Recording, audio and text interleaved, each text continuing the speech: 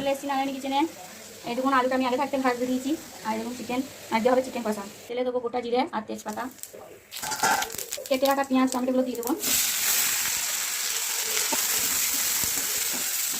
পেঁয়াজগুলো ভাজা হয়ে গেছে, এবার মশলাটা দিয়ে দেবো। এটা বাটা মশলা, আর ভিডিওতে দেখতে পাবেন দেখুন ভাজা মশলা করেছি, এটা বাটা মশলা। 1 চামচ জিরের গুঁড়ো, 1.5 চামচ হলুদ, 1 চামচ লবণ, 1 চামচ লঙ্কার গুঁড়ো নেবো, 1 চামচ দিয়েছি লাগিয়ে তখন আবার দেবো। মশলাটা কষানো হয়ে গেছে, আমি এখান থেকে একটু মশলা তুলে নেবো, খিচুড়ি করেছি খিচুড়িতে দেওয়ার জন্য।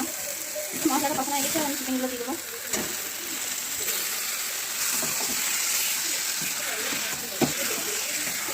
দেখুন চিকেনটা কষানো হয়ে গেছে, এবার ভাজা আলুগুলো দিয়ে দেবো।